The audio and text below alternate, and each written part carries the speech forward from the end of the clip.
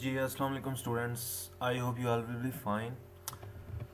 तो आज हम अपना नेक्स्ट टॉपिक स्टार्ट करेंगे विच इज़ अबाउट पीरियोडिसिटी। तो ये जो पीरियोडिसिटी का टॉपिक है ये हम थोड़ा सा एडवांस लेवल पर जो है वो उसको हम स्टडी करेंगे। और ये जेम्स हू ही की बुक है, वहाँ से ये जो है वो एक्सट्रैक्ट किए हैं मैंने टॉपिक्स। तो ये जो पहला पैराग्राफ है इसमें वो बताएगा कि the most fascinating aspect of inorganic chemistry and most difficult is the diversity of reaction and structures and that are from the so many about more than 100 elements. तो देखें हमारे पास केमिस्ट्री में 100 से ज़्यादा एलिमेंट्स हैं। तो हर एक की प्रॉपर्टीज़ को डिस्कस करना, हर एक के केमिकल रिएक्शंस को डिस्कस करना, दैट वाज वेरी चैलेंजिंग। तो इसी के लिए फिर हमने जो है वो पीरियोडिक टेबल बनाया। पीरियोडिक टेबल में हमने क्या किया कि दो जो एलिमेंट्स हैं जिनकी प्रॉपर्टीज़ एक दूसरे से मिलती जुलती हैं उनको हमने पीरियड्स में या ग्रुप्स में जो है वो उनको प्लेस कर दिया। और हम ये शुरू से पढ़ते आ रहे हैं कि the periodic properties change smoothly. Like अगर आप देखें कि फ्रॉम टॉप टू बॉटम अगर आप जाएं तो जो फंडामेंटल ट्रेंड्स हम डिस्कस करते हैं उनमें यही है कि साइज़ इंक्रीज़ कर रहा है। जब साइज़ इंक्रीज़ कर रहा है इलेक्ट्रोनेगेटिविटी जो है वो डिक्रीज़ कर रही है, ठीक है। इसी तरह आयोनाइजेशन एनर्जी जो है वो डिक्रीज़ कर रही है, इलेक्ट्रॉन एफिनिटी जो है वो डिक्रीज़ कर रही है। But if we move from left to right तो साइज़ डिक्रीज़ कर रहा है, आयोनाइजेशन इंक्रीज़ कर रही है, इलेक्ट्रॉन एफिनिटी इंक्रीज़ कर रही है एंड इलेक्ट्रोनेगेटिविटी जो है वो इंक्रीज़ कर रही है। लेकिन ये सब कुछ जो है वो इतना स्मूथली नहीं होता जैसा कि हमें बेसिक जो है वो शुरू की क्लासेस में हमने पढ़ा है। So there are various anomalies in it. तो बेसिकली पीरियोडिसिटी में हम उन एनॉमलीज को डिस्कस करेंगे। We are not discussing like electron affinity, electronegativity, ionisation energy और साइज, बट हम उन एनॉमलीज को डिस्कस करेंगे कि जो पीरियोडिक ट्रेंड में प्रॉब्लम क्रिएट कर रही हैं या जो इसकी जो पीरियोडिसिटी को स्मूथ नहीं रहने दे रही, उन चीज़ों को हमने जो है वो इसमें स्टडी करना है। तो सबसे जो ऑब्जर्वेबल चेंज है वो चेंज है if you compare the very first row elements with that of second row elements. So if you see in this periodic table, तो ये पहला पीरियड है जिसमें दो एलिमेंट्स हैं लाइक हाइड्रोजन है और इसमें हीलियम है। फिर ये सेकंड रो एलिमेंट्स हैं like lithium, beryllium, boron, carbon, nitrogen, oxygen, fluorine and neon. तो अगर आप देखेंगे कि ये हाइड्रोजन और हीलियम जो है इनकी प्रॉपर्टीज़ ये जो सेकंड रो एलिमेंट्स हैं इनसे टोटली डिफरेंट है। इसी तरह जो सेकंड रो की प्रॉपर्टीज़ हैं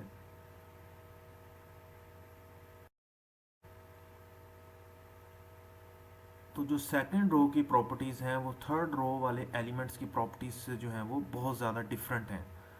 तो what is the reason behind that, तो हम उसको जो है वो इस चैप्टर में पीरियोडिसिटी वाले चैप्टर में जो है वो डिस्कस करेंगे। तो वो जो डिससिमिलैरिटीज़ हैं या जो वो रीज़न्स हैं जिसकी वजह से पीरियोडिसिटी जो है वो इतनी स्मूथली जो है वो रन नहीं कर रही आपके पीरियोडिक टेबल में, उनको हम एनॉमलीज़ का नाम देंगे। सबसे पहले जो है वो हम स्टार्ट करेंगे फर्स्ट एंड सेकंड रो एनॉमलीज़। तो अगर आप फर्स्ट रो में देखें तो फर्स्ट रो में two elements there are like hydrogen and helium. तो सबसे पहले हम इसमें देखते हैं। सो अगर आप अगर हाइड्रोजन को कंपेयर करें तो ना तो ये अल्कली मेटल से इसकी प्रॉपर्टीज़ मिलती जुलती हैं और ना ही हैलोजन से कम्प्लीटली। थोड़ी बहुत प्रॉपर्टीज़ हैं लेकिन बहुत ज़्यादा हाइड्रोजन जो है वो डिफरेंट बिहेव करता है इन दोनों स्पीशीज़ से, ठीक है। इफ़ यू सी के +1 ऑक्सीडेशन स्टेट होती है अल्कली मेटल्स में, लाइक लिथियम आपको +1 में मिल जाएगा, सोडियम, पोटाशियम, रुबेडियम, लेकिन हाइड्रोजन आपको प्लस फॉर्म में, फ्री फॉर्म में नहीं मिलेगा। So this property is quite different from that of other elements. Like अगर आप देखें सोडियम क्लोराइड में आपको सोडियम पॉजिटिव फॉर्म में मिल जाएगा। वाटर में जब आप सोडियम क्लोराइड को डिज़ोल्व करेंगे तो सोडियम आपको पॉजिटिव फॉर्म में मिलेगा। तो फ्री फॉर्म में, पॉजिटिव फॉर्म में सोडियम या अल्कली मेटल्स एग्जिस्ट कर सकती हैं लेकिन H+ जो है वो एग्जिस्ट नहीं कर सकता। ये ऑलवेज बॉन्ड बनाता है और ये जो बॉन्ड बनाने की नेचर है it is very much similar to that of covalent compounds like that of carbon. Similarly इसकी प्रॉपर्टी मिलती तो है कि हैलोजेंस की तरह ये हाइड्राइड में कन्वर्ट हो जाता है लेकिन हैलोजेंस जो हैं वो फ्लोराइड, क्लोराइड, ब्रोमाइड एग्जिस्ट करते हैं, लेकिन ये हाइड्राइड की फॉर्म में, नेचुरल फॉर्म में एग्जिस्ट नहीं करता। सो प्रॉपर्टीज़ जो हैं वो सिमिलर तो हैं, लेकिन बहुत सारी प्रॉपर्टीज़ जो हैं उनकी नेचर डिफरेंट है as compared to that of alkali और हैलोजन एलिमेंट्स। इसी तरह अगर आप बात करें सेकंड रो एलिमेंट्स की, जिसमें lithium, beryllium, boron, carbon, nitrogen, oxygen, fluorine and neon है, इनको हम रिप्रेजेंटेटिव एलिमेंट्स कहते हैं, बाकी जो इनके नीचे एलिमेंट्स हैं ग्रुप के। लेकिन इनकी प्रॉपर्टीज़ जो हैं वो थर्ड रो एलिमेंट से बहुत ज़्यादा उनमें डिफरेंस है। फॉर एग्जांपल लिथियम की इतनी ज़्यादा प्रॉपर्टी सोडियम, पोटाशियम, रुबेडियम से नहीं मिलती जितनी कि मैग्नीशियम से जो है वो कोरिलेट होती हैं, या मैग्नीशियम से मिलती जुलती हैं। इसी तरह बोरोन जो है वो सिलिकॉन, कार्बन जो है वो फास्फोरस, नाइट्रोजन जो है वो सल्फर, ऑक्सीजन जो है वो क्लोरीन, इनके साथ जो है वो उनकी सिमिलैरिटीज़ हैं। इस बिहेवियर को हम डायगोनल बिहेवियर भी कहते हैं। हालांकि लिथियम की प्रॉपर्टी जो है वो सोडियम से मिलनी चाहिए, लेकिन लिथियम जो है that is matching with magnesium. What is the reason behind that? तो वो रीज़न जो है वो एनॉमली है, तो उसको हमने जो है वो इन्वेस्टिगेट करना है।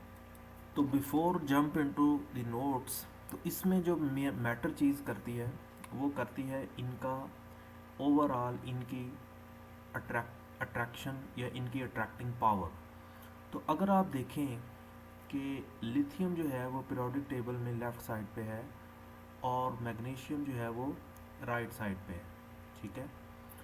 तो मैग्नीशियम का साइज़ जो है वो कम होगा as compared to that of lithium, because magnesium is on left side.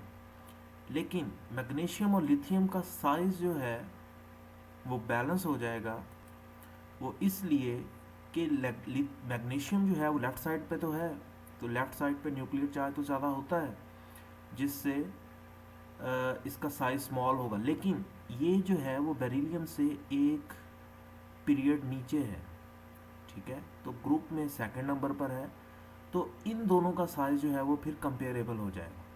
Similarly अगर आप बोरोन देखें, बोरोन जो है वो लेफ़्ट साइड पे है और जो सिलिकॉन है वो राइट साइड पे है, लेकिन सिलिकॉन का जो राइट साइड पर जाने से साइज़ कम हुआ है, तो सिलिकॉन जो है वो एक पीरियड नीचे है बोरोन से।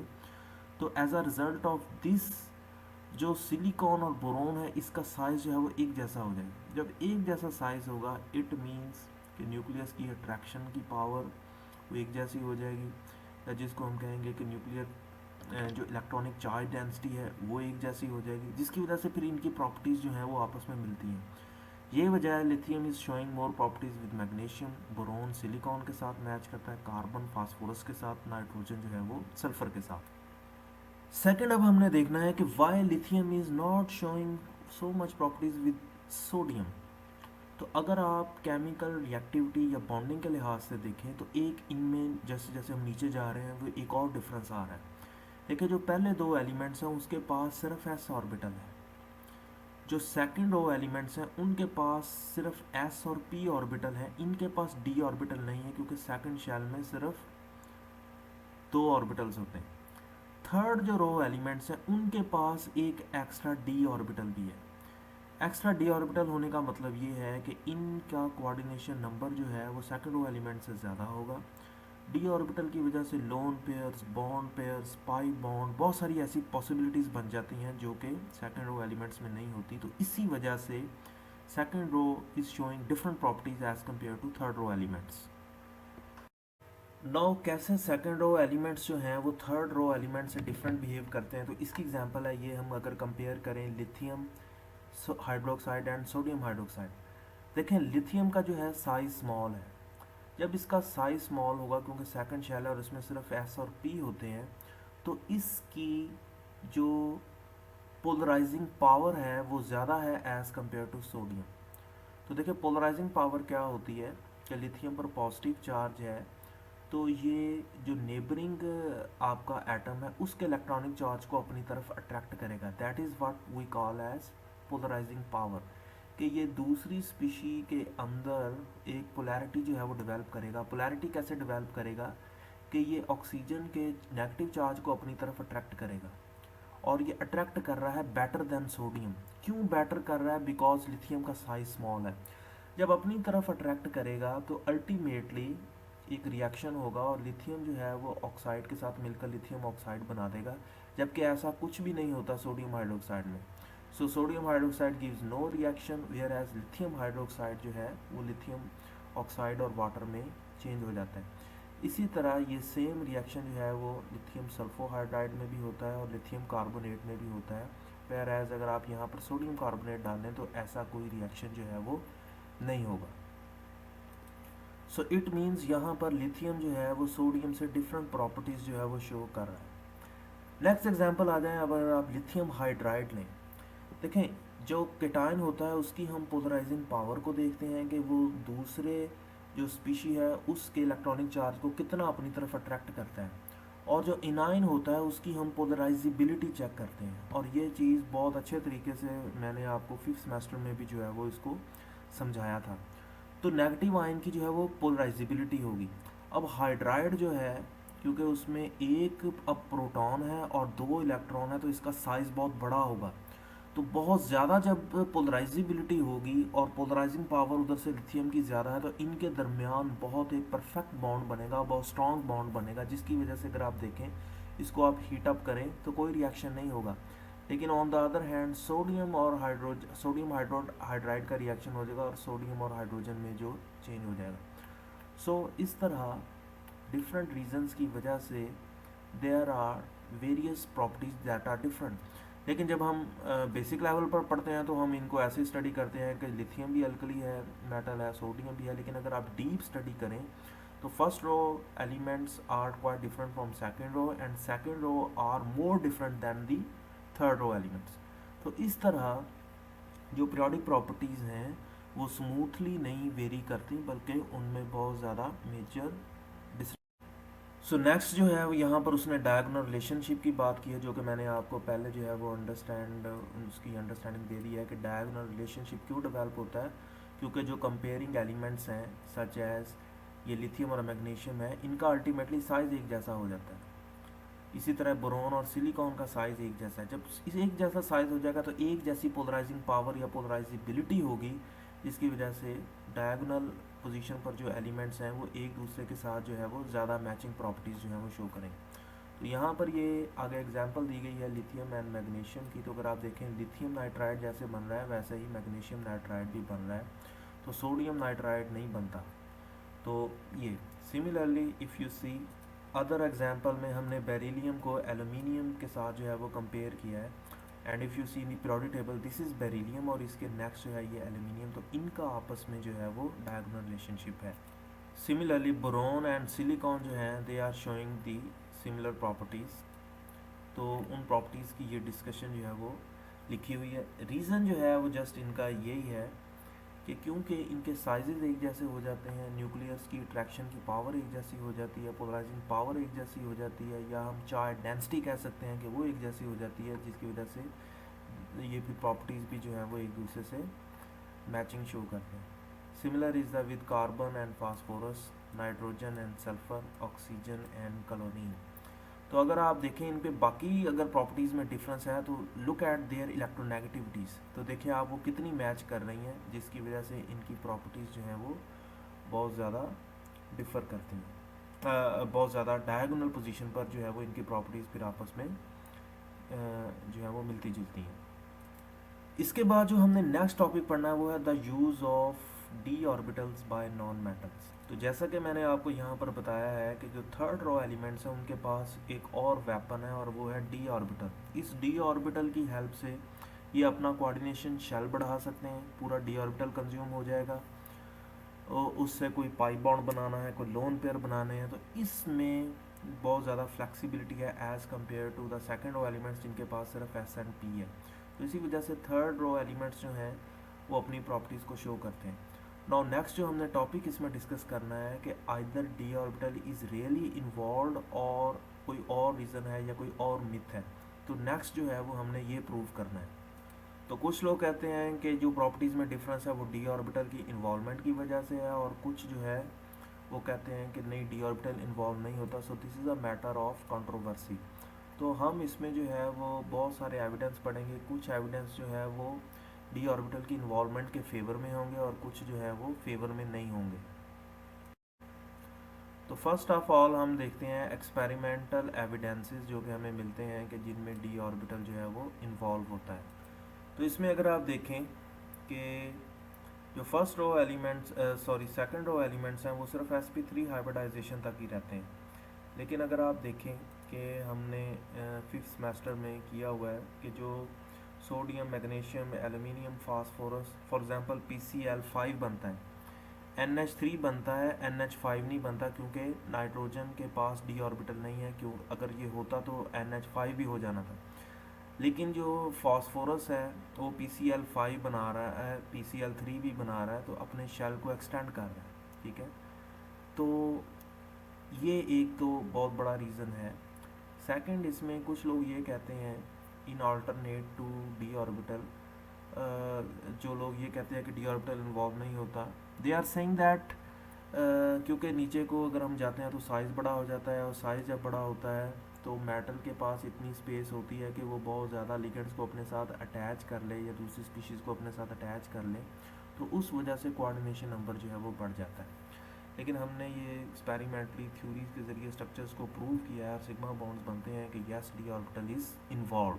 तो वो जो VBT के स्ट्रक्चर्स हैं वो मोस्टली उन्होंने एक्सपेरिमेंटल एविडेंस जो हमें प्रोवाइड किया है वो प्रोवाइड किया है सिग्मा बॉन्डिंग के लिए कि डी ऑर्बिटल इन्वॉल्व होता है। Now let us see what is happening for pi bond, कि क्या पाई बॉन्ड बनाने के लिए भी कोई डी ऑर्बिटल की इन्वॉल्वमेंट है या नहीं। तो वो हम देखते हैं यहाँ पर नेक्स्ट। सिग्मा बॉन्ड की बजाय जो पाई बॉन्ड है उसको फाइंड करना थोड़ा सा डिफ़िकल्ट है। उसके जो हमें एविडेंस मिलते हैं वो इनडायरेक्ट मिलते हैं। इनडायरेक्ट में ये शॉर्टनिंग और स्ट्रेंथनिंग ऑफ अ बॉन्ड होती है या stabilisation of a charge distribution होती है। तो इसलिए थोड़ा सा पाई बॉन्ड को फाइंड करना डिफ़िकल्ट है एज़ कम्पेयर टू सिग्मा। क्योंकि देखिए जब सिग्मा इंक्रीज़ होंगे तो शेप आपकी चेंज हो जाती है, लेकिन जब पाई बॉन्ड होता है तो शेप में कोई फ़र्क नहीं पड़ता। तो ये शॉर्टनिंग और स्ट्रेंथनिंग ऑफ अ बॉन्ड जो है यही एविडेंस होता है कि हमें पता लगे कि जी पाई बॉन्ड बन रहा है या नहीं। तो यहाँ पर अगर आप देखें कि ये फॉस्फीन का कंपाउंड है, लाइक फास्फोरस के साथ 3 जो है वो अल्काइल ग्रुप लगे हुए हैं, और जब इसका ऑक्सीजन से रिएक्शन करवाते हैं तो ये फास्फोनाइल कंपाउंड जो हैं वो बन जाते हैं, फास्फोराइल कंपाउंड जो हैं वो बन जाते हैं। तो ये रिएक्शन जो है वो इतना फास्ट होता है कि अगर आपने एलिफेटिक फॉस्फीन्स को फॉस्फोराइल कंपाउंड से बचा कर रखना है तो आपको बहुत ज़्यादा इसमें केयर करनी पड़ेगी, और ऑक्सीजन की एंट्री जो है वो उसको बंद करना पड़ेगा। Because if oxygen is in the environment तो ये रिएक्शन जो है वो हो जाएगा। तो इट मीन्स फॉस्फीन का ऑक्साइड बहुत जल्दी बन जाएगा। लेकिन अगर आप देखें इस फास्फोरस की जगह अगर यहाँ पर नाइट्रोजन लें जिसके पास डी ऑर्बिटल नहीं है, तो ये रिएक्शन इतना रेडिली नहीं होगा। देखें नाइट्रोजन का ऑक्साइड बन तो जाएगा लेकिन वो इनडायरेक्ट वे में जो है वो बन रहा है, तो कोई डायरेक्ट ये रिएक्शन जो है वो नहीं हो रहा। So what is the reason behind that? The reason is the कि फास्फोरस के पास डी ऑर्बिटल है। वन मोर थिंग, यहाँ पर देखें कि ये दिखाया गया है कि फास्फोरस और ऑक्सीजन के दरमियान लिंक को या तो आप ऐसे शो कर सकते हैं कि फास्फोरस जो है वो पहले ऑक्सीजन को अपना लोन पेयर देता है, फिर ऑक्सीजन जो है वो रिमेनिंग अपने लोन पेयर यूज़ करके यहाँ पर पाई बॉन्ड बनाता है। तो इस पोजीशन को you can take like that of a pi bond also. तो अगर आप देखें कि ये कैसा रिएक्शन हो रहा है कि ये फास्फोरस के हैलोजन है वाटर के साथ रिएक्शन करें तो halogen will be replace with hydroxides, और फिर एक जो है वो रिप्लेस होता है और यहाँ पर हाइड्रोजन अलग अटैच होता है और यहाँ पर जो है वो पाई बॉन्ड आ जाता है या इस तरह एक कोऑर्डिनेट बॉन्ड बनता है। तो इस तरह बहुत सारे ये रिएक्शन जो है वो एंड प्रोडक्ट्स बनती हैं। आगे भी आप इसमें जो है वो स्टडी करेंगे। सो नेक्स्ट यू सी कि यहाँ पर ये वही है कि फास्फोरस लोन पेयर इस तरह बना रहा है, बाद में अगर हम इस स्ट्रक्चर का रेजोनेंस कंट्रीब्यूटिंग बनाएं तो ये स्ट्रक्चर बन रहा है। तो दैट वाज टॉकिंग अबाउट कि यहाँ पर अगर आप देखें तो इन स्ट्रक्चर्स में आप इसको ऐसे ही अंडरस्टैंड करें कि यहाँ पर पाई बॉन्ड्स जो हैं वो बन रहे हैं। नो वन मोर थिंग, अगर आप देखें कि हम ये अज्यूम करें कि जी यहाँ पर पाई बॉन्ड नहीं बन रहा, सिर्फ सिग्मा बॉन्ड ही बन रहा है, और जैसे कि मैंने ऊपर बताया था कि हमें पाई बॉन्ड को फाइंड करना जो है वो बड़ा डिफ़िकल्ट है, but if we assume a sigma coordinate covalent bond, तो हमने देखा है कि इन दोनों की पोलैरिटी में डिफरेंस है.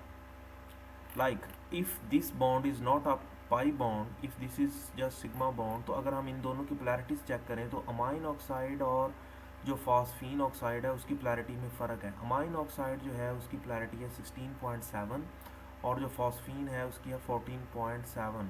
तो फॉस्फीन वाले कंपाउंड की जो पोलैरिटी है वो कम है. कम क्यों है? बिकॉज नाइट्रोजन के केस में ये सिर्फ डोनेट करता है, तो वापस बैक डोनेट चार्ज नहीं होता, तो इसलिए नाइट्रोजन और ऑक्सीजन की बॉन्ड की पोलैरिटी ज़्यादा है. लेकिन फास्फोरस के पास डी है, तो ऑक्सीजन बैक डोनेट करके यहाँ पर पाई बॉन्ड बनाता है जिसको डी पाई पी पाई बॉन्ड कह रहे हैं, और जिस वजह से इसकी पोलैरिटी जो है वो इतनी ज़्यादा नहीं होती. तो यहाँ पर यही वजह है कि जो पोलैरिटी है वो कम है.